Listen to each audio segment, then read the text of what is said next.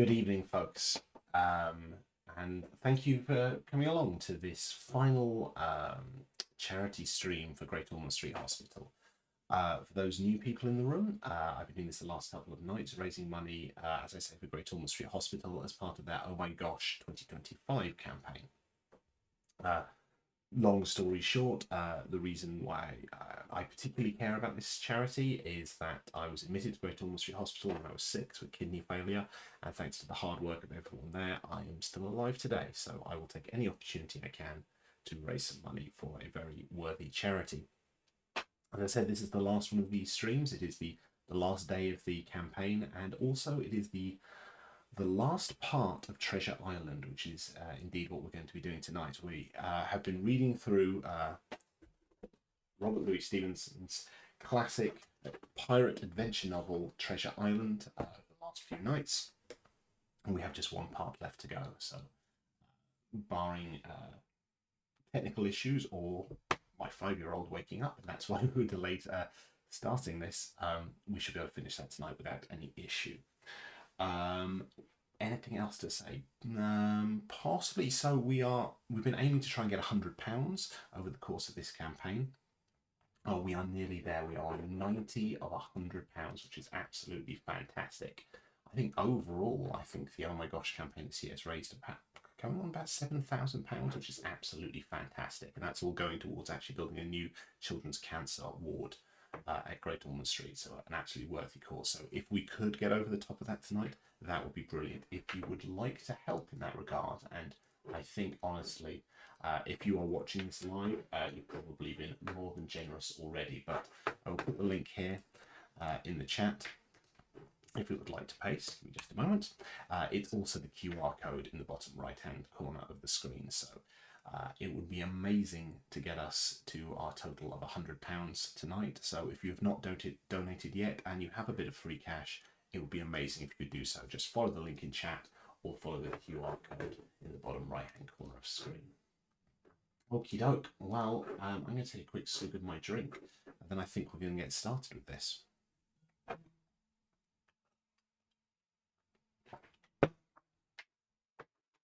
I will say, as always, apologies for any mistakes I make. It is a little nerve-wracking reading an entire novel out on stream and without the benefit of editing. And I also apologise for any mispronunciations along the way. It happens. I just tend to roll with it if I can. Bow and bow, what a pain. Seriously, it really is. The number of mistakes I've made with this over the course of this series of streams is ridiculous. But there we go. What can you do? Okay. Let's begin. Part 6, Captain Silver. Chapter 28, In the Enemy's Camp. The red glare of the torch lighting up the interior of the blockhouse showed me the worst of my apprehensions realised. The pirates were in possession of the house and stores, and there was a cask of cognac. There was the pork and bread as before, and what tenfold increased my horror, not a sign of any prisoner. I could only judge that all had perished, and my heart smote me sorely that I had not been there to perish with them.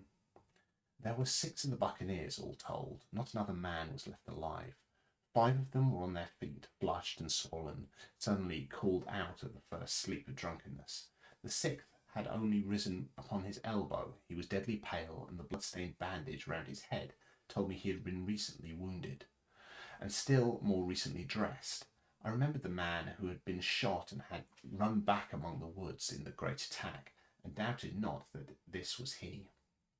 The parrot sat, preening her plumage, on Long John's shoulder. He himself, I thought, looked somewhat paler and more stern than I was used to. He still wore the fine broadcloth suit in which he had fulfilled his mission, but it was bitterly the worse for wear, daubed in clay, and torn with sharp briars of the wood. "So," said he, "here's Jim Hawkins, shiver my timbers. Dropped in like, eh? Well, come, I take that friendly."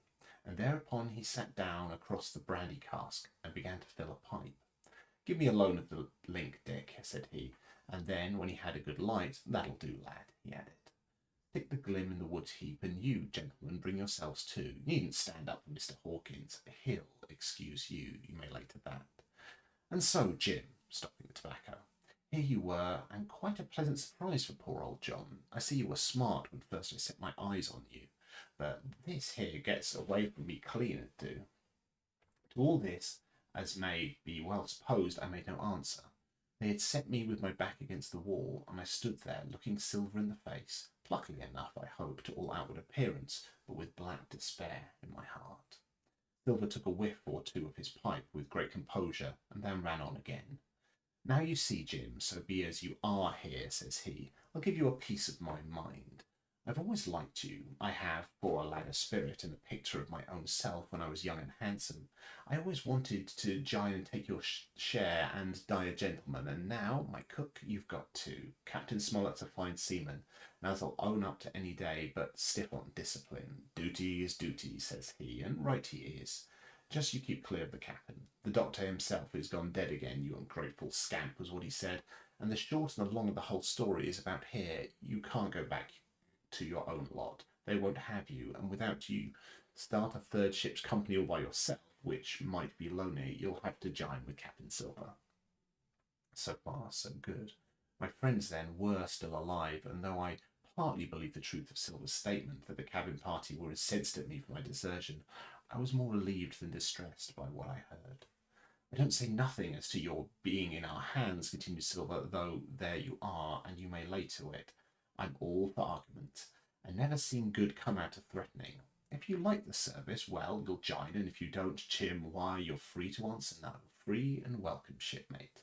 And if fairer can be said by mortal seamen, shiver my sides. Am I to answer, then? I asked with a very tremulous voice.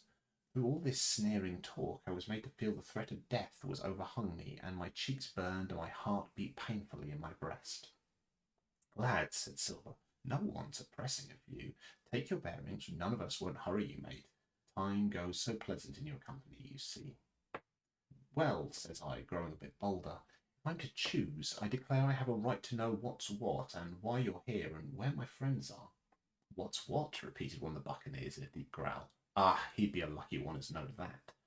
You perhaps batten down your hatches till you're spoke to, my friend, cried Silver truculently to the speaker, and then in his first gracious tones he replied to me. Yesterday morning, Mr. Hawkins, said he, in the dog watch, down came Dr. Livesey with a flag of truce. Says he, Captain Silver, you're sold out, ship's gone.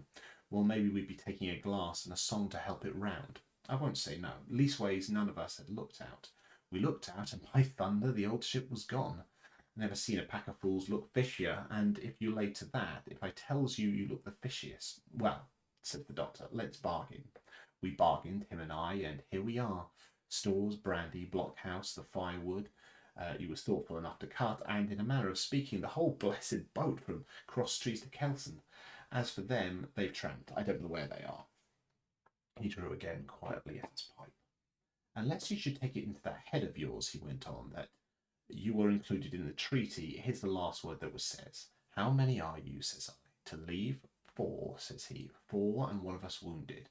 As for that boy, I don't know where he is, confound him, says he, nor I don't much care. We're about sick of him. These was his words. Is that all? I asked. Well, it's all that you're to hear, my son, returned Silver. And now I am to choose, and now you are to choose, but you may lay to that, said Silver. Well, said I, I'm not such a fool, but I know pretty well that I have to look for. Let the worst come to the worst. It's little I care. I've seen too many guys since I fell in with you, and there's a thing or two I have to tell you, I said, and by this time I was quite excited. And the first is this. Here you are in a bad way. Ship lost, treasure lost, men lost, your whole business gone to wreck, and if you want to know who did it, it was I. I was in the apple barrel the night we sighted land, and I heard you, John, and you, Dick, Johnson, and Hans, who is now at the bottom of the sea, and told every word you said before the hour was out. And as for the schooner, it was I who cut her cable, and it was I that killed the men you had aboard her, and it was I who brought her where you'll never see her more, not one of you. The laugh's on my side. At the top of this business from the first, I no more fear you than I fear a fly. Kill me if you please, or spare me. But one thing I'll say and no more. If you spare me, bygones are bygones, and when you fellows are in the court for piracy, I'll save you all I can. It is for you to choose. Kill another and do yourselves no good, or spare me and keep a witness to save you from the gallows. I stopped, for I tell you I was out of breath, and to my wonder not a man of them moved, but all sat staring at me like as many sheep. And while they were still staring, I broke out again. And now, Mr. Silver, I said, I believe you're the best man here, and if things go to the worst, I'll take it kind of you to let the doctor know the way I took it. I'll bear it in mind, said Silver, with an accent so curious that I could not for the life of me decide whether he were laughing at my request or had been favourably affected by my courage. I'll put one to that, cried the old mahogany-faced seaman, Morgan by name, whom I had seen in Long John's public house upon the quays of Bristol. It was him that knowed Black Dog. Well, I see here, added the sea cook. I'll put another again to that, by thunder, for it was this same boy that faked the chart from Billy Bones, first and last we've split upon Jim Hawkins. Then here goes, says Morgan with an oath, and he sprang up, drawing his knife as if he had been 20. Avast there, cried Silver. Who are you, Tom Morgan? Maybe you thought you were Captain Hare, perhaps. By the powers, but I'll teach you better. Cross me, and you'll go where a good man's gone before you, first and last, these 30 year back. Some to the yard arm, shiver my timbers, and some by the board, and all to feed the fishes. There's never a man looked me between the eyes and seen a good day afterwards, Tom Morgan, and you may lay to that. Morgan paused, but a hoarse murmur rose from the others. Tom's right, said one. I stood hazing long enough from one, added another. I'll be hanged if I'll be hazed by you, John Silver. Did any of you gentlemen want to have it out with me? Roared Silver, bending far forward from his position on the keg, with his pipe still glowing in his right hand. Put a name on what you're at, and you ain't done, I reckon. Him that wants shall get it. Have I lived this many years, and a son of rum punch and cock his hat offward, my horse at the latter of thee? You know the way. You're all gentlemen of fortune by your account. Well, I'm ready. Take a cutlass, him that dares, and I'll see the colour of his inside, crutch and all, before that pipe's empty. Not a man stirred. Not a man answered. That's your sort, is it? He added, returning his pipe to his mouth. Well, you're a gay lot to look at, anyway, but much worth to fight you ain't. Perhaps you understand King George's English. I'm Captain Hare by election. I'm Captain Hare because I'm the best man by a long sea mile. You won't fight as gentlemen of fortune should, then by thunder you'll obey, and you may lay to it. I like that boy now. I never seen a better boy than that. He's more a man than any pair of rats of you in this here house. And what I say is this, let me see him that'll lay a hand on him. That's what I say, and you may lay to it. There was a long pause after this. I stood straight up against the wall, my heart still going like a sledgehammer, but with a ray of hope now shining in my bosom. Silver leant back against the wall, his arms crossed, his pipe in the corner of his mouth, as calm as though he had been in church, yet his eye kept wandering furtively, and he kept the tail of it on his unruly followers. They, on their part, drew gradually together towards the far end of the blockhouse, and the low hiss of their whispering sounded in my ear continuously like a stream. One after another they would look up, and the red light of the torch would fall for a second on their nervous faces. It was not towards me. It was towards Silver that they turned their eyes. You seem to have a lot to say, remarked Silver, spitting far into the air. Pipe up and let me hear it, or lay to. Ax your pardon, sir, returned one of the men. You're pretty free with some of the rules. Maybe you'll kindly keep an eye upon the rest. This crew's dissatisfied. This crew don't value bullying a marlinspike. This crew has its rights, like any other crews. I'll make so free as that, and by your own rules, I take it we can talk together. I ask your pardon, sir, acknowledging you for be captain at this present, but I claim my right, and steps us outside for a council. And with an elaborate sea salute, this fellow, a long, ill-looking, yellow-eyed man of 35, stepped coolly towards the door and disappeared out of the house. One after another, the rest followed his example, each making a salute as he passed, each adding some apology, according to rules, said one. Forecastle Council, said Morgan, and so with one remark or another, all marched out and left Silver and me alone with the torch. The sea cook instantly removed his pipe. Now look you here, Jim Hawkins, he said in a steady whisper that was no more audible. You're within half a plank of death. What's a long sight worse, of torture? They're going to throw me off, but you mark, I stand by you through thick and thin. I didn't mean to, no, till you spoke up. I was about desperate to lose that much blunt and be hanged into the bargain, but I see you was the right sort. I says to myself, you stand by Hawkins, John, and Hawkins will stand by you. You're his last card, and by the living thunder, John, he's yours. Back to back, says I. You save your witness, and he'll save your neck. I began dimly to understand. You mean all's lost? I asked. Aye, by gum I do, he answered. Ship gone, neck gone, that's the size of it. Once I looked into that bay, Jim Hawkins, and seen no schooner, well, I'm tough, but I gave out. As for that lot and their counsel, mark me, they're outright fools and cowards. I'll save your life, if so be as I can from them. But see here, Jim, tit for tat, you'll save Long John from swinging. I was bewildered. It seemed a thing so hopeless he was asking. He, the old buccaneer, the ringleader throughout. What I can do, that I'll do, I said. It's a bargain, cried Long John. You speak up plucky, and by thunder I've a chance. He hobbled to the torch where it stood propped among the firewood, and took a fresh light to his pipe. Understand me, Jim, he said, returning. I've a head on my shoulders, I have. I'm on Squire's side now. I know you've got a ship safe somewheres. How you done it, I don't know, but safe it is. I guess Hans and O'Brien turned soft. I never much believed in neither of them. Now you mark me, I ask no questions, nor I won't let others. I know when a game's up, I do. I know a lad that's staunch. Ah, you that's young, you and me might have done a power of good together. He drew some cognac from the cask in a tin cannikin. Will you taste, messmate? He asked, and when I refused, well, I'll take it round myself, Jim, said he. I need a culker, there's trouble on hand. And talking of trouble, why did that doctor give me the chart, Jim? My face expressed a wonder so unaffected that he saw the needlessness of further questions. Ah, well, he did, though, said he. And there's something under that, no doubt. Something surely under that, Jim. Bad or good? And he took another swallow of the brandy, shaking his great fair head like a man who looks forward to the worst.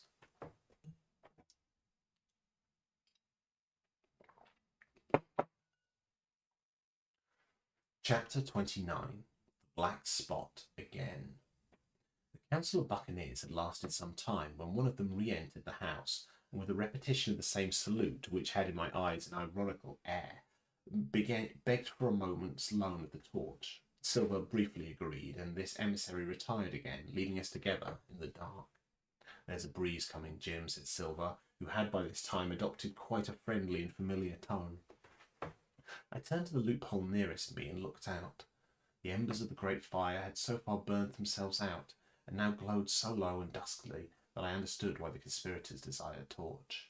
About halfway down the slope to the stockade, they were collected in a group. One held the light, another was on his knees in their midst, and I saw the blade of an open knife shine in his hand with varying colours in the moon and torchlight.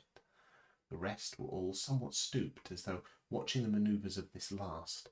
I could just make out that he had a book as well as a knife in his hand, and was still wondering how anything so incongruous had come in their possession when the kneeling figure rose once more to his feet, and the whole party began to move together towards the house.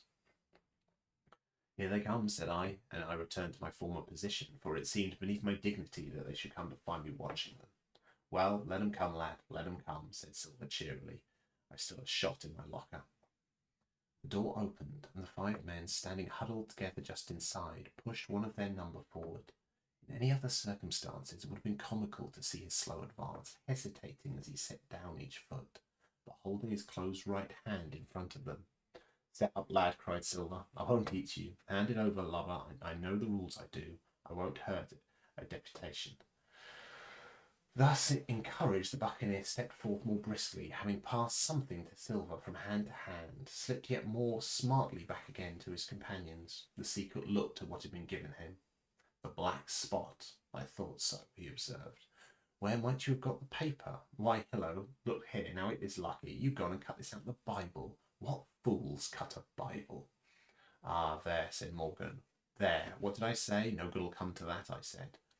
Well, you've about fixed it now among you, continued Silver. You'll all swing now, I reckon. What soft-headed lubber had a Bible? It was Dick, said one. Dick, was it? Then Dick could get to prayers, said Silver. He's seen his slice of luck, has Dick, and you may lay to that. But here the long man with the yellow eyes struck in. Belay that talk, John Silver, he said. This crew has tipped you the black spot in full council and in duty bound. Just you turn it over as in duty bound and see what's wrote there. Then you can talk. Thank you, George, replied the seacook. You always was brisk for business and has the rules by heart. George, as I'm pleased to see. Well, what is it anyway?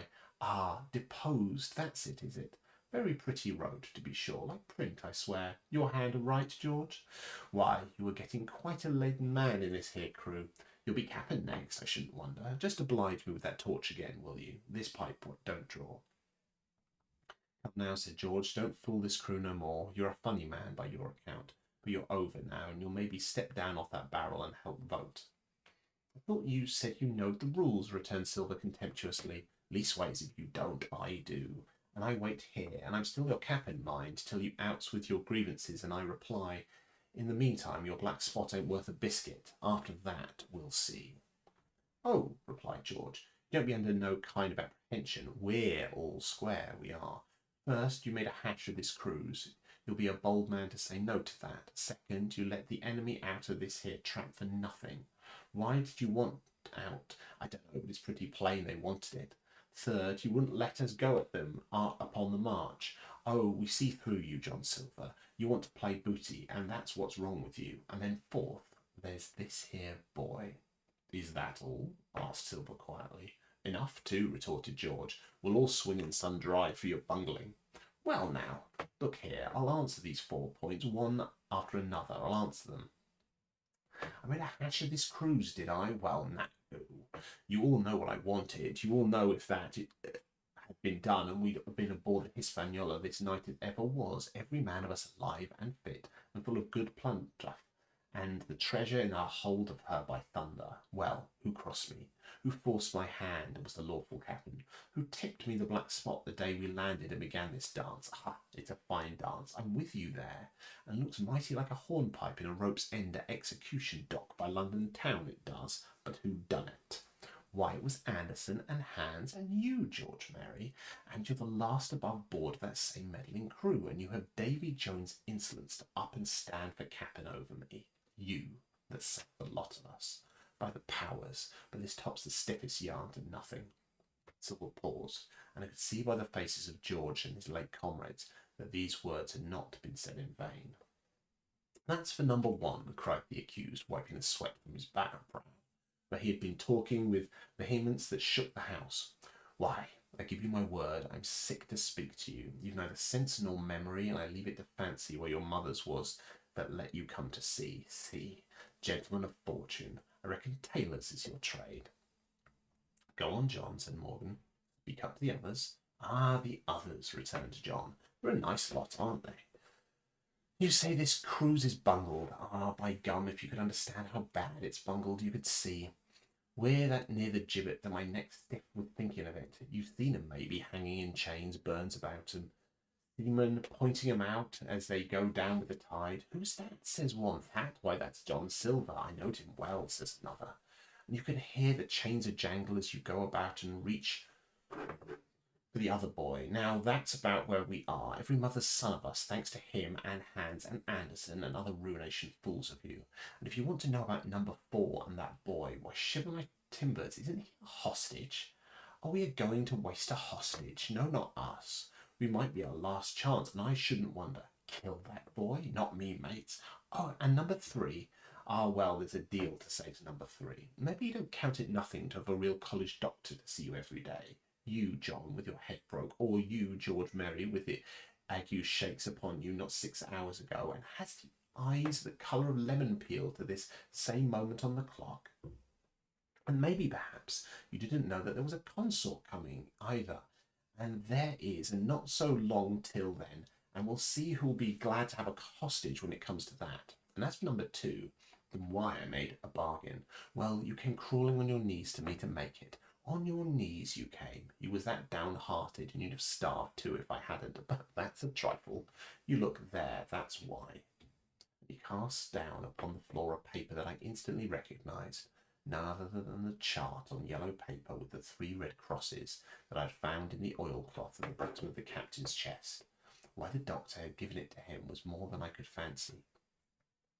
But if it were inexplicable to me, the appearance of the chart was incredible to the surviving mutineers. They leaped upon it like cats upon a mouse. It went from hand to hand, one tearing it from another, and by the oaths and the cries and the childish laughter with which they accomplished the examination, you would have thought not only they were fingering the very gold, but were at sea with it besides, in safety. Yes, said one, that's Flint, sure enough. J.F. and a score below with a clove hitch on it. So we unenvelope. Mighty pretty, said George, but how are we to get away with it, and us no ship? Silver suddenly sprang up, and supporting himself with a hand against the wall, now I give you warning, George, he cried. One more word of your sauce, and I'll call you down and fight you. How? Why, how do I know? You ought to tell me that, you and the rest that lost me my schooner with your interference. Burn you. But not you, you can't. You hain't got the invention of a cockroach. But civil you can speak, and shall, George Merry, you may lay to that.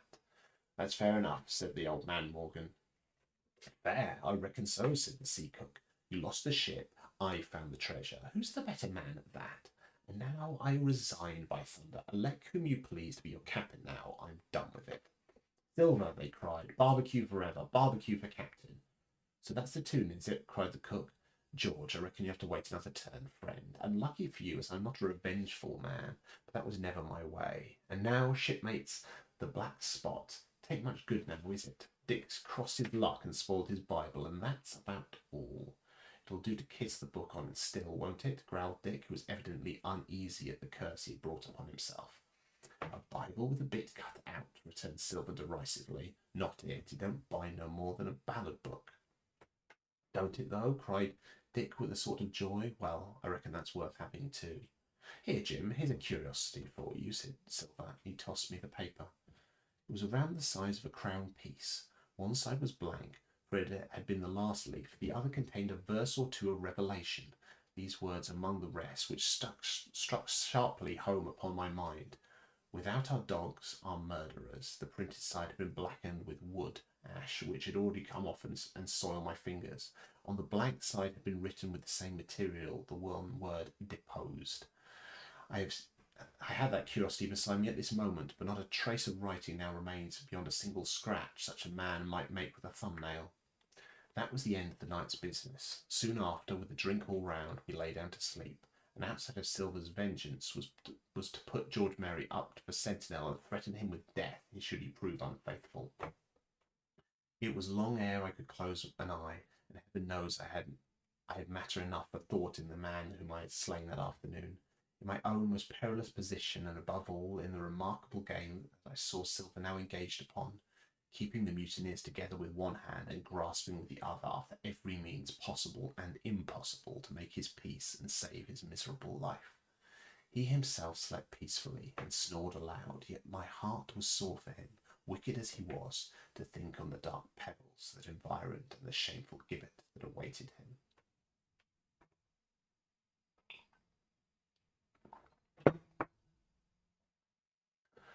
Chapter 30.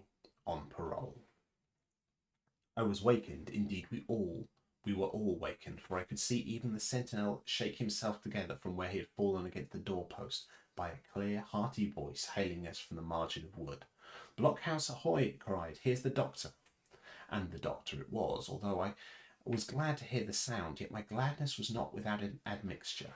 I remembered the confusion, my insubordinate and stealthy conduct, when I saw there that it had brought me among what companions and surrounded by what dangers. I felt ashamed to look him in the face. He must have risen in the dark, for the day had hardly come, and when I ran to a loophole and looked out, I saw him standing, like Silver once before, up to the mid-leg in creeping vapour.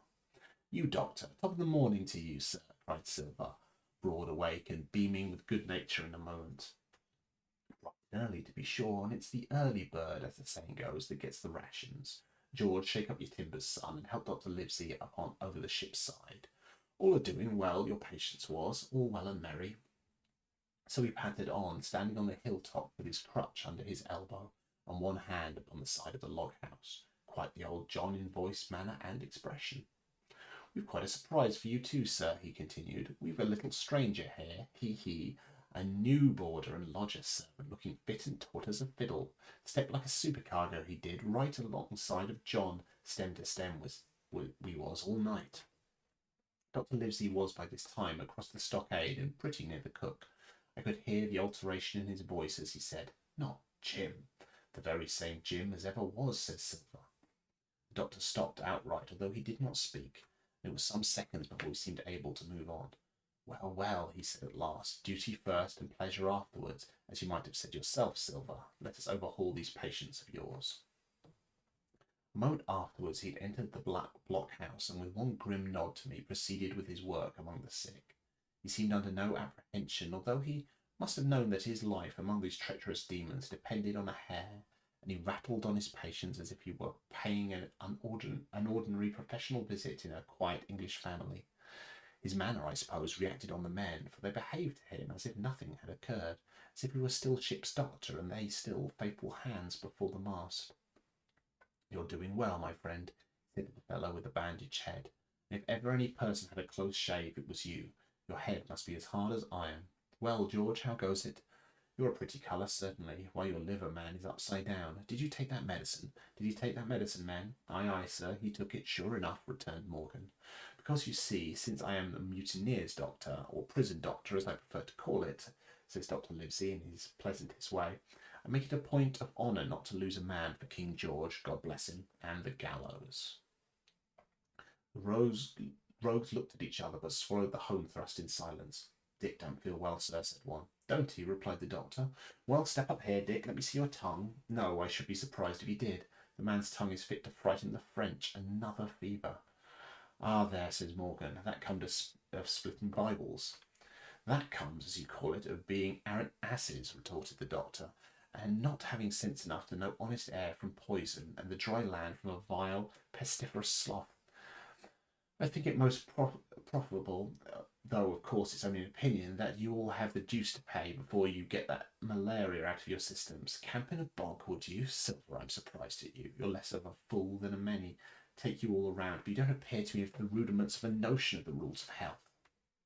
Well, he added, after he dozed them around and they had taken his prescriptions, they really laughable humility, more like charitable school children than blood-guilty mutineers and pirates. Well, that's done for today, and I now should wish to have a talk with the boy, please. And he nodded his head in my direction carelessly. George Merry was at the door, spitting and spluttering over some bad-tasting medicine. At the first word of the doctor's proposal, he swung round with a deep flush and cried "No," and swore. Silver struck the barrel with his open hand. Silence, he roared, and looked about him positively like a lion. Doctor, he went on in his usual tones, I was a-thinking of that, knowing as how you had a fancy for the boy. We're all humbly grateful for your kindness, and as you see, puts faith in you and takes the drugs down like that much grog. And I take it you've found a way as it'll suit you, Hawkins. Will you give me your word on your honour as a young gentleman, for a young gentleman you are, although poor born, your word of honour not to slip your cable? I readily gave the pledge required.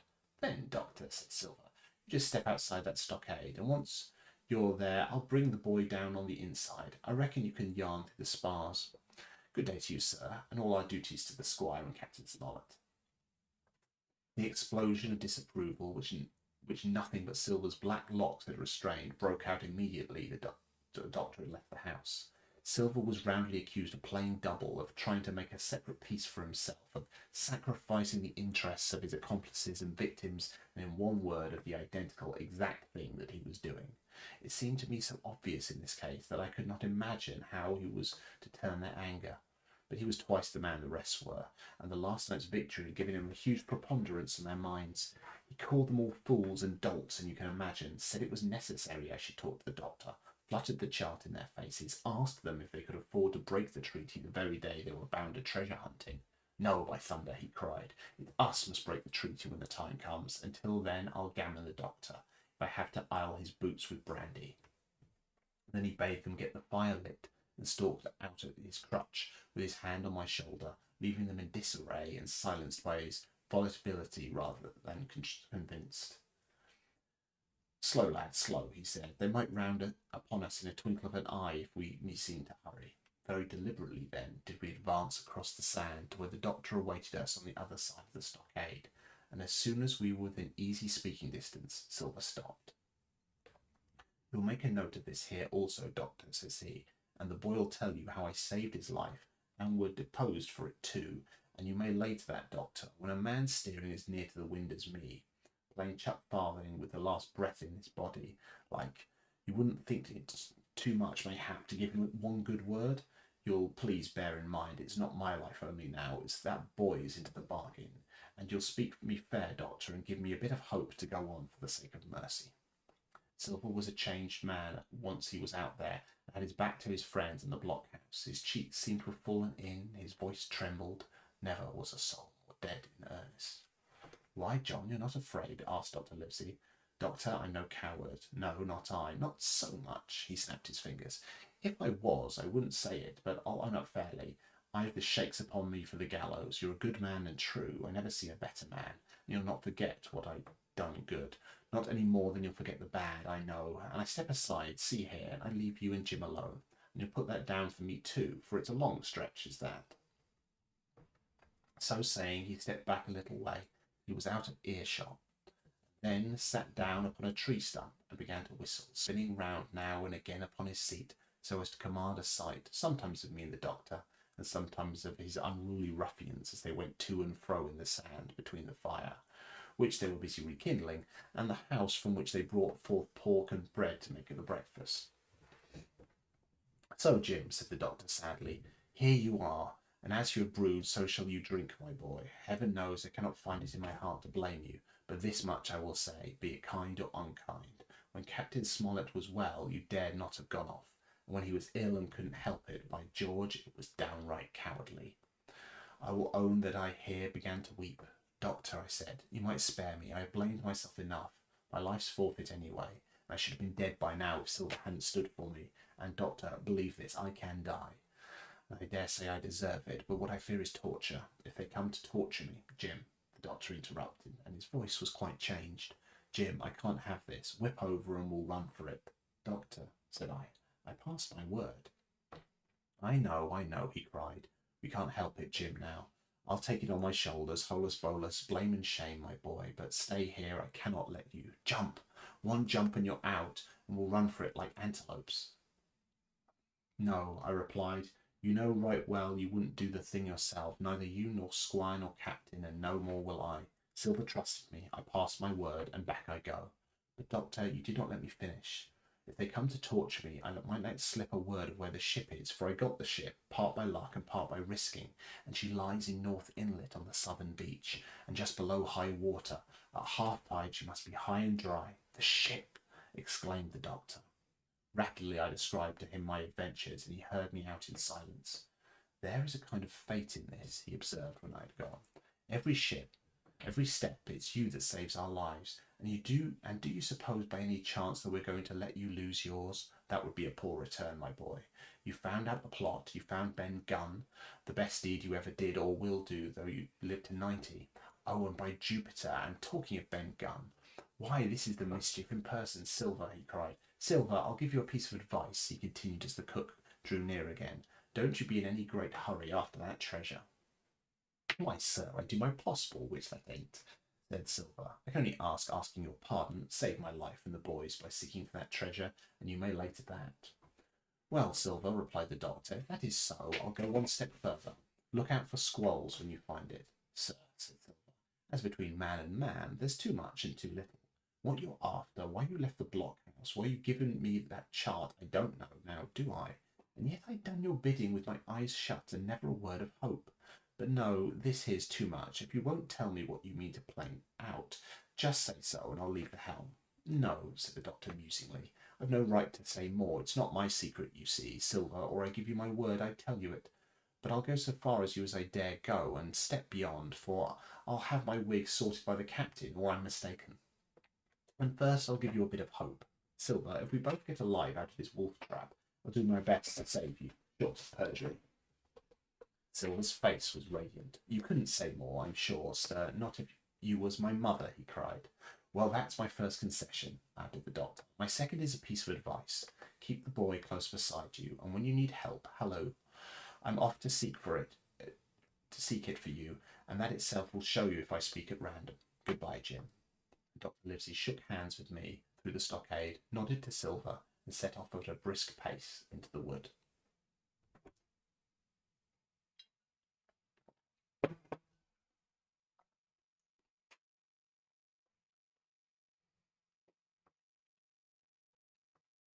Chapter 31. The Treasure Hunt. Flint's Pointer. Jim, said Silver when we were alone, if I saved your life, you saved mine, and I'll not forget it. I seen the doctor waving you to run for it with that tail of my eye, I did, and I seen you say no as plain as hearing, Jim. That one's for you. This is the first glint of hope I had since the attack failed, and I owe it to you. And now, Jim, we're to go in for this here treasure hunting, with sealed orders too. I don't like it, and you and me must stick close, back to back like, and we'll save our necks in spite of fate and fortune. Just then a man hailed us from the fire that breakfast was ready, and we were soon seated here and there about the sand over biscuit and fried junk. They had lit a fire fit to roast an ox, and it was now grown so hot they could only approach it from the windward, and even there not without precaution.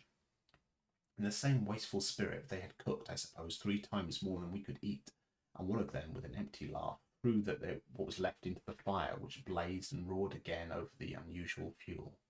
I never in my life saw men so careless of the morrow. Hand to mouth is the only word that can describe their way of doing, and what with wasted food and sleeping sentries, though they were bold enough for a brush and be done with it, I could see their entire unfitness for anything like a prolonged campaign. Even Silver, eating away with Captain Flint upon his shoulders, had not a word of blame for their recklessness, and this was more surprise for me, for I thought he never shown himself so cunning as he did then. Aye, mates, said he, it's lucky you have barbecue to think for you with this here head. I got what I wanted, I did. Sure enough, they have the ship. Where they have it, I don't know yet, but once we hit the treasure, we'll have to jump about and find it. And then, mate, us that has the boats, I reckon, has the upper hand. Thus he kept running on with his mouth full of hot bacon. Thus he restored their hope and confidence, and I, more than suspect, repaired his own at the same time. As for the hostage, he continued, that's his last talk, I guess, with them he loves so dear. I've got my piece of news, and thank ye to him for that, but it's over and done. I'll take him in line when we go treasure hunting, but we'll keep him like so much gold in case of accidents you mark, and in that meantime. Once we got to the ship and treasure both and off to sea like jolly companions, why, then we'll talk Mr. Hawkins over, we will. We'll give him his share, to be sure, for all his kindness. It was no wonder the men were in good humour now, for by part I was horribly cast down. Should the scheme he had now sketched prove feasible, Silver, already doubly a traitor, would not hesitate to adopt it. He had still a foot in either camp, and there was no doubt he would prefer wealth and freedom with the pirates to a bare escape from hanging, which was the best he had to hope on either side. Nay, and even if things so fell out that he was forced to keep his faith with Dr. Livesey, even then what danger lay before us, what a moment that would be when the suspicions of his followers turned to certainty, and he and I should have to fight for dear life, he a cripple and I a boy, against 5 strong, active seamen. Add to this double apprehension the mystery that still hung over the behaviour of my friends, their unexplained desertion of the stockade, their inexplicable cessation of the chart, or harder still to understand, the doctor's last warning to Silver, look out for squalls when you find it, and you will readily believe how little taste I found in my breakfast, and with how uneasy a heart I set forth behind my captors on the quest for treasure. We made a curious figure. Anyone been here to see us, all in soiled sailor clothes, and all but me armed to the teeth. Silver had 2 guns slung about him, one before and one behind, besides the great cutlass at his waist and a pistol in each pocket of his square-tailed coat. To complete his strange appearance, Captain Flint sat perched upon his shoulder, and gabbling odds and ends of purposeful sea talk. I had a line about my waist and followed obediently after the sea cook, who held the noose of the rope, now in his free hand, now between his powerful teeth. For all in the world I was led like a dancing bear. The other men were variously burthened, some carrying picks and shovels, for they had been the very first necessity they brought ashore from the Hispaniola, others laden with pork, bread, and brandy for the midday meal. All the stores, I observed, came from our stock, and I could see the truth of Silver's words the night before. Had he not struck a bargain with the doctor, he and his mutineers, deserted by the ship, must have been driven to subsist on clear water in the proceeds of their hunting. Water would have been little to their taste, as a sailor is not usually a good shot, and besides all that, they were so short of eatables, it was not likely they would be very flush of powder. Well, thus equipped, we all set out. Even the fellow with the broken head, who should certainly have kept in shadow. and straggled one after another to the beach where the 2 gigs awaited us. Even these bore trace of the drunken folly of the pirates, one in a broken thwart and one in their muddy and unbaled condition. Both were to be carried along with us for the sake of safety, and so, with our numbers divided between them, we set forth upon the bosom of the anchorage. As we pulled over, there was some discussion of the chart. The Red Cross was, of course, far too large to be a guide, and the terms of the note on the back, as you will hear, admitted of some ambiguity.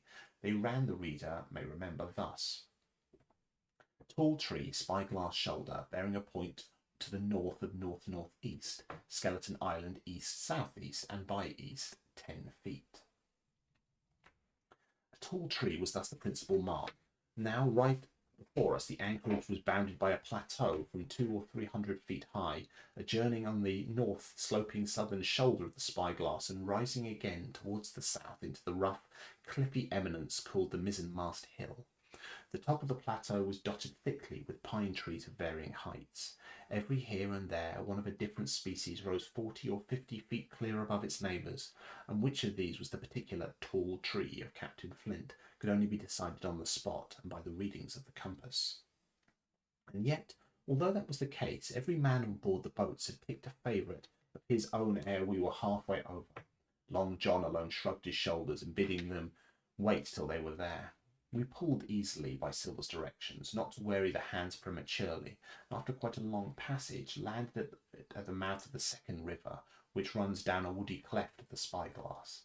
Thence, bending to our left, we began to ascend the slope towards the plateau. At the first outset, heavy, miry ground and battered marish vegetation greatly delayed our progress, but by little and little the hill began to steepen and become stony underfoot, and the wood to change its character and to grow in a more open order. It was, indeed, a most pleasant portion of the island that we were now approaching.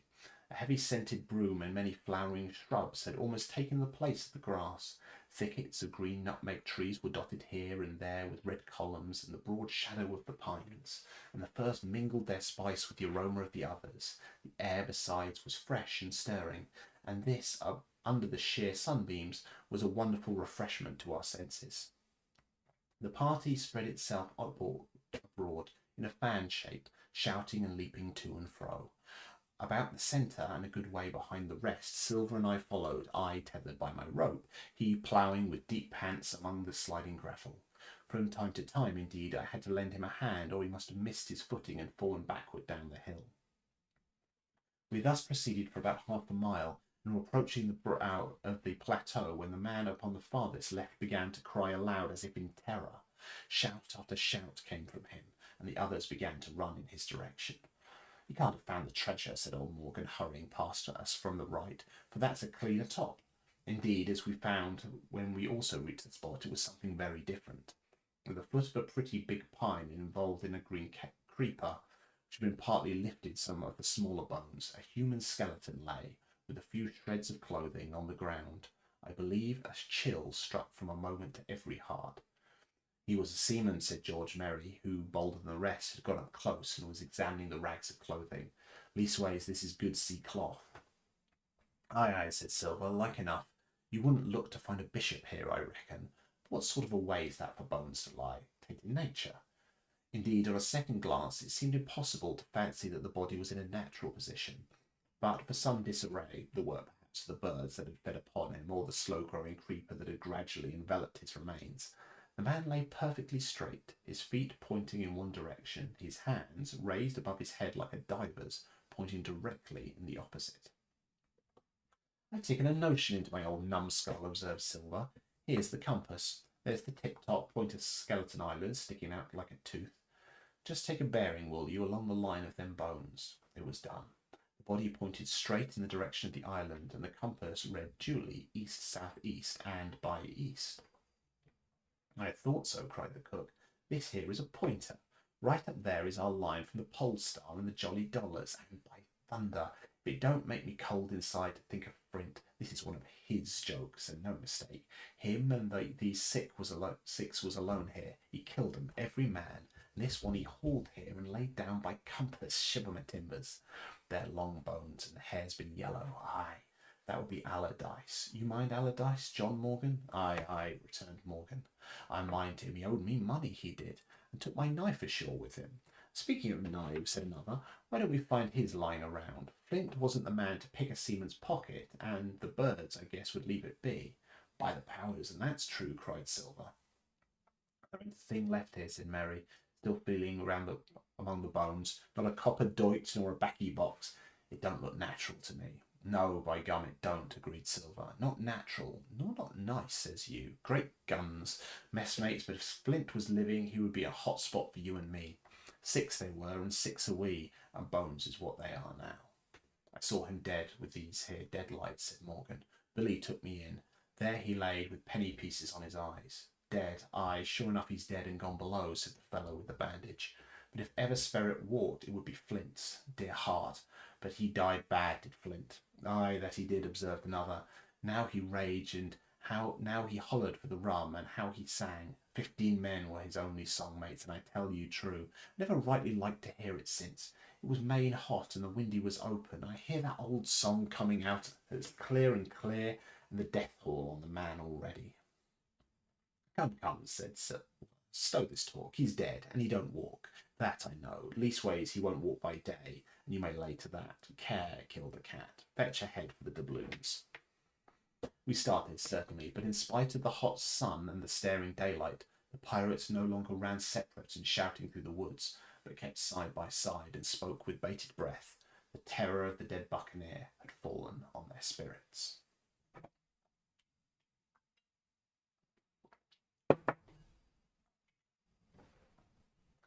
Chapter 32. The Treasure Hunt, the Voice Among the Trees. Partly from the damping influence of this alarm, partly to rest Silver and the sick folk, the whole party sat down as soon as they had gained the brow of the ascent. The plateau being somewhat tilted towards the west, this spot on which we had paused commanded a wide prospect on either hand. Before us, over the treetops, we beheld the Cape of Woods fringing with surf. Behind, we not only looked down upon the anchorage and Skeleton Island, but saw, clear across the spit and eastern lowlands, a great field of open sea upon the east. Sheer above us rose the Spyglass, here dotted with single pines, there black with precipices, and there was no sound but that of distant breakers mounting from all round, and the chirp of countless insects in the brush. Not a man, not a sail upon the sea. The very largeness of the view increased the sense of solitude. Silver, as he sat, took certain bearings with his compass.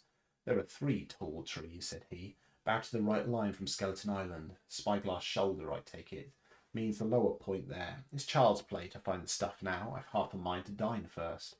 I don't feel sharp, growled Morgan. Thinking of Flint, I think it were as done me. Ah, well, my son, you praise your stars he's dead, said Silver. You were an ugly devil, cried a third pirate with a shudder. That blew in the face too. That was how the rum took him, added Mary. Blue. Well, I reckon he was blue. That's a true word.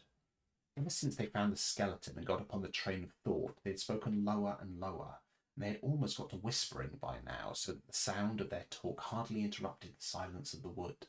All of a sudden, out of the middle of the trees in front of us, a thin, high, trembling voice struck upon the well-known air and words, 15 men on a dead man's chest, yo-ho-ho, and a bottle of rum. I have never seen men more dreadfully affected than the pirates. The colour went from their 6 faces like enchantment. Some leaped to their feet, some clawed hold of others. Morgan grovelled on the ground. It's Flint, by! Cried Mary. The song had stopped as suddenly as it began, broken off, you would have said, in the middle of a note, as though someone had laid his hand upon the singer's mouth. Coming through the clear, sunny atmosphere among the green treetops, I thought it sounded airily and sweetly, and the effect on my companions was the stranger. Come, said Silver, struggling with his ashen lips to get the word out. This won't do. Stand by and go about. This is Rumstart. I can't name that voice, but it's someone skylarking, someone that's flesh and blood, and you may lay to that. His courage had come back as he spoke, and some of the colour of his face along with it. Already the others had begun to lend an ear to this encouragement, and were coming a little to themselves, when the same voice broke out again, not this time singing, but in a faint distant hail that echoed yet faint among the clefts of the Spyglass. Darby McGraw, it wailed, for that is the word that best describes the sound. Darby McGraw, Darby McGraw, again and again and again, and then rising a little higher, and with an oath that I leave out, fetch off the rum, Darby. The buccaneers remained rooted to the ground, their eyes starting above their heads. Long after the voice had died away, they still stared in silence, dreadfully before them. That fixes it, gasped one. Let's go. They was his last words, moaned Morgan. His last words above board. Dick had his Bible out, was praying volubly. He had been well brought up, had Dick, before he came to sea and fell among bad companions. Still, Silver was unconquered. I could hear his teeth rattle in his head, but he had not yet surrendered. Nobody in this here island ever heard of Darby, he muttered. Not one but us that's here. And then, making a great effort, shipmates, he cried, I'm here to get that stuff, and I'll not be beat by man or devil. I never was feared of Flint in his life, and by the powers I'll face him dead. There's £600,000, not a quarter of a mile from here. When did ever a gentleman of fortune show his stern to that much dollars for a boozy old seaman with a blue mug, and him dead too? There was no sign of reawakening courage in his followers, rather indeed of growing terror at the irreverence of his words. Belay there, John, said Mary. Don't you cross a spirit. The rest were all too terrified to reply. They would have run away severally had they dared, but fear kept them together, and kept them close by John, as if his daring helped them. He, on his part, had pretty well fought his weakness down. Spirit? Well, maybe, he said. There's one thing not clear to me. There was an echo. Now, no man ever seen a spirit with a shadow. Well then, what's he doing with an echo to him? I should like to know. That ain't in nature, surely. This argument seemed weak enough to me. You can never tell what will affect the superstitious. And to my wonder, George Merry was greatly relieved. Well, that's so, he said. You've a head upon your shoulders, John, and no mistake. About shipmates, this crew is on a wrong tack, I do believe, and come to think of it, it was like Flint's voice, I grant you, but not just so clear away like that after all. It was like somebody else's voice now. It was like by the powers, Ben Gunn, roared Silver. Aye, and so it were, cried Morgan, springing on his knees. Ben Gunn it were. It don't make much odds, do it now? Asked Dick. Ben Gunn's not hearing of anybody any more than Flint. But the older hands greeted the remark with scorn. Why, nobody minds Ben Gunn, cried Mary. Dead or alive, nobody minds him. It was extraordinary how their spirits had returned, and how the natural colour had revived in their faces. Soon they were chatting together, with intervals of listening, and not long after, hearing no further sound, they shouldered the tools and set forth again. Mary walking first with Silver's compass to keep them on the right line with Skeleton Island. He had said the truth, dead or alive, nobody minded Ben Gunn. Dick alone still held his Bible, and looked around him as he went with fearless glances. He found no sympathy, and Silver even joked on the precautions. I told you, said he. I told you you'd split the Bible. It ain't no good to swear by. What do you suppose a spirit would give for it? Not that. And he snapped his big fingers, halting a moment on his crutch. But Dick was not to be comforted. Indeed, it was so soon plain to me that the lad was falling sick, hastened by heat, exhaustion, and the shock of his alarm. The fever, predicted by Dr. Livesey, was evidently growing swiftly higher. It was fine open walking here upon the summit. Our way lay a little downhill, for, as I have said, the plateau tilted towards the west. The pines, great and small, grew wide apart, and even between the clumps of nutmeg and azalea, wide open spaces baked in the hot sunshine. Striking as we did pretty near northwest across the island, we drew on the one hand even nearer under the shoulders of the spyglass, and on the other looked ever wider upon that western bay where I had once tossed and trembled in the coracle. The first of the tall trees was reached. By the bearings proved the wrong one. So, with the second, the third rose nearly 200 feet into the air above a clump of underwood, a giant of a vegetable with a red column as big as a cottage, and a wide shadow around it, which a company could have manoeuvred. It was conspicuous far to see both to the east and the west, and might have been entered as a sailing mark upon a chart. But it was not its size that now impressed my companions. It was the knowledge that £700,000 in gold lay somewhere buried below its spreading shadow. The thoughts of the money as they drew nearer swallowed up their previous terrors. Their eyes burned in their heads, their feet grew speedier and lighter, and their whole soul was bound up in fortune. that whole lifetime of extravagance and pleasure that lay waiting there for each of them. Silver hobbled, grunting on his crutch. His nostrils stood out and quivered. He cursed like a madman when the flies settled on his hot and shiny countenance. He plucked furiously at the line that held me to him, and from time to time turned his eyes upon me with a deadly look. Certainly he took no pains to hide his thoughts, and certainly I read them like print.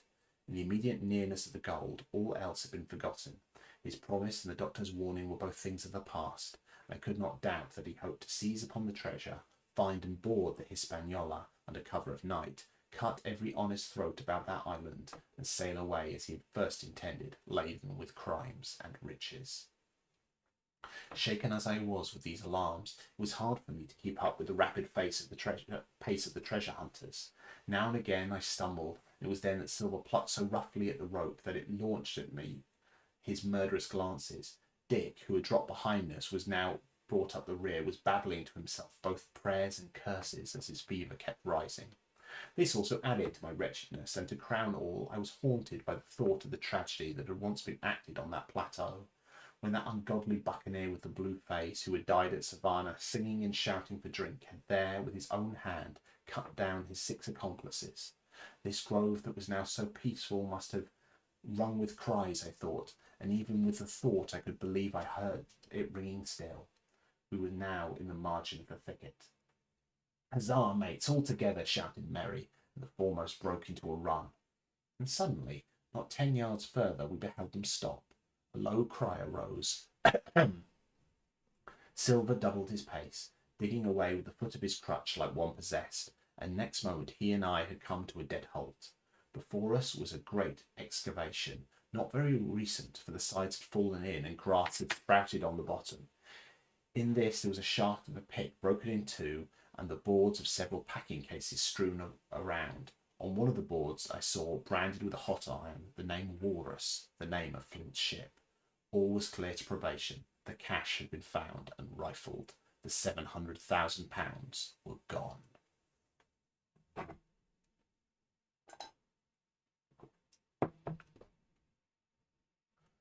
Chapter 33. The Fall of a Chieftain.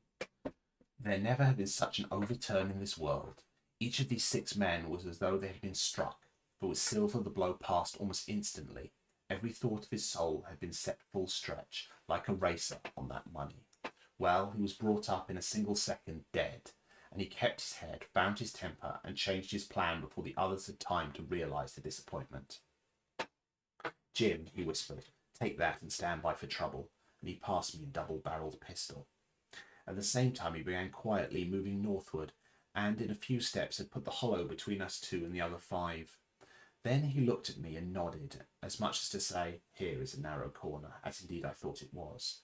His looks were not quite friendly, and I was so revolted at these constant changes that I could not forbear whispering, "So you've changed sides again?" There was no time left for him to answer in. The buccaneers, with oaths and cries, began to leap one after another into the pit, and to dig with their fingers, throwing the boards aside as they did so. Morgan found a piece of gold, and he held it up with a perfect spout of oaths. It was a 2-guinea piece. It went from hand to hand among them for a quarter of a minute. "2 guineas?" roared Merry, shaking it at Silver. "That's your £700,000, is it? You're the man for the bargains, aren't you? You're him that never bungled nothing, you wooden-headed lubber." "Dig away, boys," said Silver with the coolest insolence. "You'll find some pig nuts, and I shouldn't wonder." "Pig nuts?" repeated Merry in a scream. "Mates, do you hear that? I tell you now, that man knew it all along. Look in the face of him, and you'll see it wrote there." "Ah, Merry," remarked Silver, "standing for captain again. You'll be pushing, lad, to be sure." But this time everyone was entirely in Merry's favour. They began to scramble out of the excavation, darting furious glances behind them. One thing I observed, which looked well for us, was all got out upon the opposite side from Silver. Well, there we stood, 2 on one side, 5 on the other, the pit between us, and nobody screwed up high enough to offer the first blow. Silver never moved. He watched them, very upright on his crutch, and looked as cool as ever I saw him. He was brave, and no mistake. At last Merry seemed to think a speech might help matters. "Mates," says he, "there's 2 of them alone there. One's the old cripple that brought us all here and blundered us down to this. The other's that cub that I mean to have the heart of. Now, mates," he He was raising his arm and his voice, and plainly meant to lead a charge, but then crack, crack, crack. 3 musket shots flashed out of the thicket. Mary tumbled head foremost into the excavation. The man with the bandage spun around like a teetotum and fell all his length upon his side, where he lay dead, but still twitching, and the other 3 turned and ran for it with all their might. Before you could wink, Long John had fired 2 barrels of a pistol into the struggling Mary, and as the last man rolled up his eyes at him in the last agony, "George," said he, "I reckon I settled you." At the same moment, the Doctor, Grey, and Ben Gunn joined us with smoking muskets from among the nutmeg trees. "Forward," cried the Doctor. "Double quick, my lads. We must head them off the boats." And we set off at a great pace, sometimes plunging through the bushes to the chest. I tell you, but Silver was anxious to keep up with us. The work that man went through, leaping on his crutch till the muscles of his chest were fit to burst, was work no sound man ever equalled. And I think the Doctor, as it was already 30 yards behind us and on the verge of strangling when we reached the brow of the slope. "Doctor," he nailed, "see there, no hurry." Sure enough, there was no hurry. In a more open part of the plateau, we could see the 3 survivors still running in the same direction as they had started, right for Mizzenmast Hill. We were already between them and the boats, and so we 4 sat down to breathe, while Long John, mopping his face, came slowly up with us. "Thank you kindly, Doctor," says he. "You came in about the nick, I guess, for me and Hawkins. And so it's you, Ben Gunn," he added. "You're a nice one, to be sure." "I'm Ben Gunn, I am," replied the Maroon, wriggling like an eel in his embarrassment, and, he added after a long pause, "How do, Mr. Silver? Pretty well, I thank ye," says you. "Ben, Ben," murmured Silver, "to think as you've done me." The Doctor sent back Grey for one of the pickaxes deserted in their flight with the mutineers, and then, as we proceeded to leisurely downhill to where the boats were lying, related in a few words that had taken place. It was a story that profoundly interested Silver, and Ben Gunn, the half-idiot Maroon, was the hero from beginning to end. Ben, in his long, lonely wanderings about the island, had found the skeleton. It was he that had rifled it. He had found the treasure. He had dug it up. It was a half of his pickaxe that lay broken in the excavation. He had carried it on his back in many weary journeys from the foot of the tall pine to a cave he had on the 2-pointed hill on the northeast angle of the island, and there it had lain stored safely since 2 months before the arrival of the Hispaniola. The Doctor had wormed this secret from him on the afternoon of the attack. When next morning he saw the anchorage deserted, he had gone to Silver, given him the chart, which was now useless, given him the stores, for Ben Gunn's cave was well supplied with goat's meat salted by himself, given anything and everything to get a chance of moving in safely from the stockade to the 2-pointed hill, there to be clear of malaria and keep a guard upon the money. "As for you, Jim," he said, "it went against my heart, but I did what I thought best for those who had stood by their duty, and if you were not one of these, whose fault was it?" That morning, finding that I was to be involved in the horrid disappointment he had prepared for the mutineers, he had run all the way to the cave, and leaving the squire to guard the captain, had taken Grey and the Maroon and started making the diagonal across the island to be at a hand beside the pine. Soon, however, he saw that our party had their start of him, and Ben Gunn, being fleet of foot, had been dispatched in front to do his best alone. Then it had occurred to him to work upon the superstitions of these former shipmates, and he was so far successful that Grey and the Doctor had come up and were already ambushed before the arrival of the treasure hunters. "Ah," said Silver, "it were fortunate for me that I had Hawkins here. You would have let old John be cut to bits and never given it thought, Doctor." "Not a thought," replied Dr. Livesey cheerily. And by this time we'd reached the gigs. The Doctor with the pickaxe demolished one of them, and then we got all aboard the other and set out to go round by sea for the North Inlet.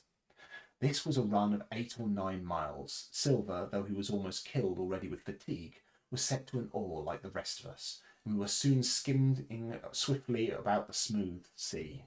Soon we passed out of the straits and doubled the South Sea corner of the island, round which 4 days ago we had towed the Hispaniola. As we passed the 2-pointed hill, we could see the black mouth of Ben Gunn's cave and a figure standing by it, leaning on a musket. It was the squire, and we waved a handkerchief and gave him 3 cheers, in which the voice of Silver joined as heartily as any. 3 miles farther, just inside the mouth of the North Inlet, what should we meet but the Hispaniola cruising by herself? The last flood had lifted her, and there had been much wind or strong tide current at the southern anchorage. We should never have found her more, or found her stranded beyond help. As it was, there was a little amiss beyond the wreck of the mainsail. Another anchor was got ready and dropped in the fathom and a half of water. We'd all pulled round again to Rum Cove and the nearest point of Ben Gunn's treasure house, and then Gray, single-handed, returned with the gig to the Hispaniola, which was to pass the night on ground. A gentle slope ran up from the beach to the entrance to the cave. At the top, the squire met us. To me he was cordial and kind, saying nothing of my escapade either in the way of blame or praise. At Silver's polite salute, he somewhat flushed. "John Silver," he said, "you're a prodigious villain and impostor, a monstrous impostor, sir. I am told I am not to prosecute you. Well, then, I will not. But the dead men, sir, hang about your neck like millstones." "Thank you kindly, sir," replied Long John, again saluting. "I dare you to thank me," cried the squire. "It's a gross dereliction of my duty. Stand back." And thereupon we all entered the cave.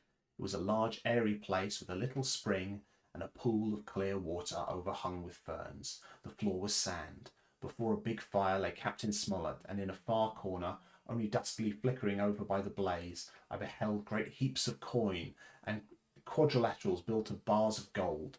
That was Flint's treasure that we had come so far to seek, and that had cost already the lives of 17 men from the Hispaniola. How many it cost in the amassing, what blood and sorrow, what good ships scuttled on the deep, what brave men walked the plank blindfold, what shot of cannon, what shame and lies and cruelty, perhaps no man alive could tell. Yet there were still 3 upon that island, Silver and old Morgan and Ben Gunn, who had each taken his share in these crimes, as each had hoped in vain to share in the reward. "Come in, Jim," said the captain. "You're a good boy in your line, Jim, but I don't think you and me will go to sea again. You're too much of the born favourite for me. Is that you, John Silver? What brings you here, man?" "Come back to my duty, sir," returned Silver. "Ah," said the captain, and that was all was said. What a supper I had of it that night, and all my friends around me, and what a meal it was, with Ben Gunn's salted goat, and some delicacies, and a bottle of old wine from the Hispaniola. Never, I am sure, there were people gayer or happier, and there was Silver sitting back almost out of the firelight, but eating heartily, prompt to spring forward when anything was wanted, even joining quietly in our laughter, the same bland, polite, obsequious seaman of the voyage out.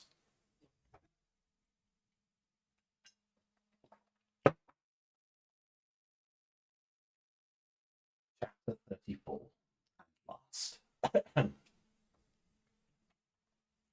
The next morning we fell early to work. The transportation of this great mass of gold, near a mile by land to the beach, and thence 3 miles by boat to the Hispaniola, was a considerable task for so small a number of workmen. The 3 fellows still aboard upon the island did not greatly trouble us. A single sentry on the shoulder of the hill was sufficient to ensure us against any sudden onslaught, and we thought, besides, they had more than enough of fighting. Therefore the work was pushed on briskly. Gray and Ben Gunn came and went with the boat, while the rest during their absences piled treasure on the beach. 2 of the bars, slung in a rope's end, made a good load for a grown man, one that he was glad to walk slowly with. For my part, I was not much use at carrying. I was kept busy all day in the cave packing the minted money into bread bags. It was a strange collection, like Billy Bones's hoard for the diversity of coinage, but so much larger and so much more varied that I think I never had more pleasure than in sorting them.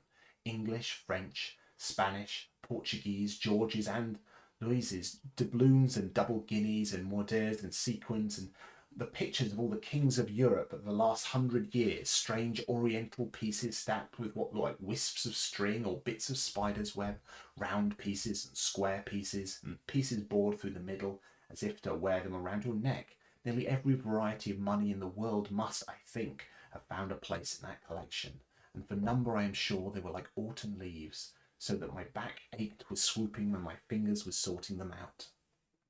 Day after day this work went on. Every evening a fortune had been stowed aboard, and there was another fortune waiting for the morrow, and all this time we had nothing of the 3 surviving mutineers. At last, I think it was the 3rd night, the doctor and I were strolling on the shoulder of the hill where it overlooks the lowlands of the isle, when, from out of the thick darkness below, the wind brought us a noise between shrieking and singing. It was only a snatch that reached our ears, followed by the former silence. "Heaven forgive them," said the doctor. "'Tis the mutineers." "All drunk, sir," struck in the voice of Silver from behind us. Silver, I should say, was allowed his entire liberty, and in spite of daily rebuffs, seemed to regard himself once more as quite a privileged and friendly dependent. Indeed, it was remarkable how well he bore these slights, and with the unwearying politeness he kept on trying to ingratiate himself with it all. Yet I think none treated him better than a dog, unless it was Ben Gunn, who was still terribly afraid of his old quartermaster, or myself, who had really something to thank him for, although, for that matter, I suppose I had reason to think even worse of him than anybody else, for I had seen him meditating a fresh treachery upon the plateau. Accordingly, it was pretty gruffly that the doctor answered him. "Drunk or raving," said he. "Right you were, sir," replied Silver, "and precious little odds which to you and me." "I suppose you would hardly ask to call me your humane man," returned the doctor with a sneer, "and so my feelings may surpass you, Master Silver. But if I were sure that they were raving, as I am morally certain one at least of them is down with fever, I should leave this camp, and at whatever risk to my own carcass, take the assistance of my skill." "Ask your pardon, sir, you would be very wrong," quoth Silver.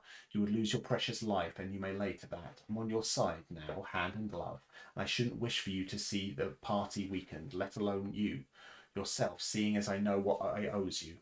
But these men down there, they couldn't keep their word. No, not supposing they wished to, and what's more, they couldn't believe as you could." "No," said the doctor, "you're the man to keep your word, we know that." Well, that was about the last news we had of the three pirates. Only once we heard a gunshot a great way off and supposed them to be hunting, a council was held, and it was decided that we should desert them on the island, to the huge glee, I must say, of Ben Gunn and the strong approval of Grey. We left a good stock of powder and shot, and a bulk of the salt goat, and a few medicines, and some other necessities, tools, clothing, a spare sail, a fathom or two of rope, and by the particular desire of the doctor, a handsome present of tobacco. That was about our last doing on the island. Before that we had got the treasure stowed, and had shipped enough water for the remainder of the goat meat in cases of any distress, and at last, one fine morning, we weighed anchor, which was about all that we could manage, and stood out at the north inlet, the same colours flying that the captain had flown and fought under at the palisade. The three fellows must have watched us closer than we thought, for as soon as we proved, for coming through the narrows we had to lie very near the southern point, and there we saw all three of them kneeling together on a spit of land with their arms raised in supplication. It went to all our hearts, I think, to leave them in that wretched state, but we could not risk another mutiny, and to take them home for the gibbet would have been a cruel sort of kindness. The doctor hailed them and told them of our stores we had left, and where they might find them, but they continued to call us by name and appeal to us, for God's sake, to be merciful, and not leave them to die in such a place. At last, seeing the ship still bore on her course, and was now swiftly drawing out of earshot, one of them, I know not which it was, leapt to his feet, and with a hoarse cry whipped his musket to his shoulder, and sent a shot whistling over Silver's head and through the mainsail. After that we kept under cover of the bulwarks, and when next I looked out they had disappeared from the spit, and the spit itself had almost melted out of sight in the growing distance. That was at least the end of that, and before noon, to my inexpressible joy, the highest rock of Treasure Island had sunk into the blue round of sea. We were so short of men that everyone on board had to bear a hand, only the captain lying on a mattress in the stern and giving his orders, for though greatly recovered he was still in want of quiet. We laid our head for the nearest port in Spanish America, for we could not risk the voyage home without fresh hands, and as it was, what with baffling winds and a couple of fresh gales, we were all worn out before we reached it. It was just at sundown that we cast anchor in a most beautiful landlocked gulf, and we were immediately surrounded by shore boats full of Negroes and Mexican Indians and half-bloods selling fruits and vegetables and offering to die for bits of money. The sight of so many good-humoured faces, the taste of the tropical fruits, and above all the lights that began to shine in the town, made a most charming contrast of our dark and bloody sojourn on the island, and the doctor and the squire, taking me along with them, went ashore to pass the early port of the night. Here we met the captain of an English man of war, fell in talk with him, went on board his ship, and in short had so agreeable a time that day was breaking when we came alongside the Hispaniola. Ben Gunn was on deck alone, and as soon as we came on board he began with wonderful contortions to make us confession. Silver was gone. The maroon had connived at his escape in a shore boat some hours ago, and now assuredly he had only done so to preserve our lives, which would certainly have been forfeit. That man with one leg had stayed aboard. But this was not all. The sea cook had not gone empty-handed. He had cut through a bulkhead unobserved and removed one of the sacks of coin worth perhaps 300 or 400 guineas to help him from his further wanderings. I think we were all pleased to be so cheaply quit of him. Well, to make a long story short, we got our few hands on board, made a good cruise home, and the Hispaniola reached Bristol just as Mr. Blandly was beginning to think of fitting out her consort. 5 men only of those who had sailed returned with her. Drink and the devil had done the rest, with a vengeance, although, to be sure, we were not quite in so bad a case as the other ship they sang about.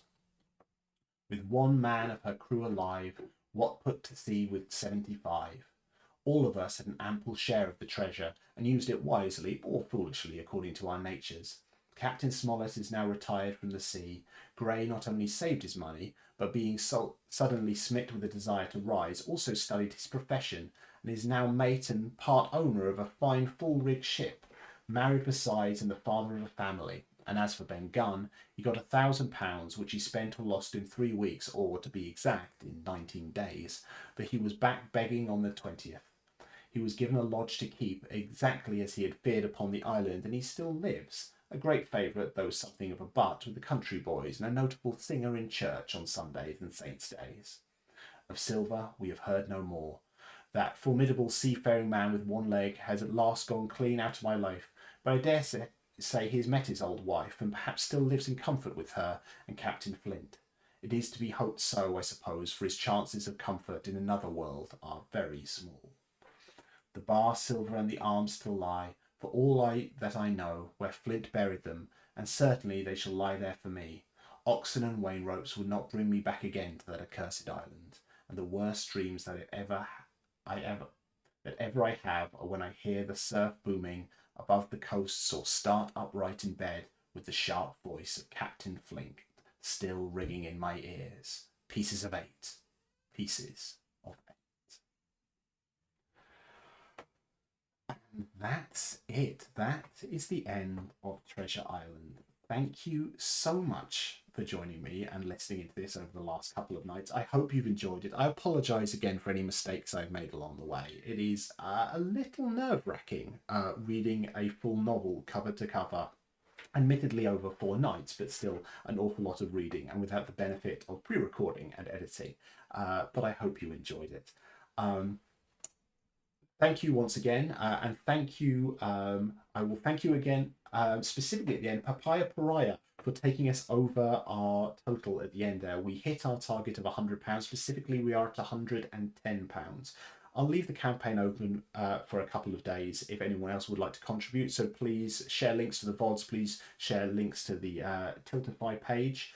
I'll stick the link again in the chat, but it is also the QR code in the bottom of the page should you wish to contribute. And a huge thanks I will also add to those at Treat Your Geek who made a massive contribution during the day today. So I really appreciate that. I guess to wrap this up, other than thanking you once again, if you don't already follow me, you can follow me on both Twitch and YouTube at DC Bradshaw. You can find me on social media, mostly at Blue Sky at dcbradshaw.com or on Threads at DC Bradshaw. If you do wish to contribute directly to me, I do have a Ko-Fi link. It's there, ko-fi.com/dcbradshaw. But I would ask again, if you are intending to give something, please give it to Great Ormond Street Hospital. It's an amazing charity, and without them I would not have been here these past few nights reading you this story. I think we will wrap it up there. I cannot see anyone streaming, so we're not going to do any raiding, appropriate as it would be after finishing a story about pirates. So I think I will just wish you a good night and thank you again. Take care. Bye.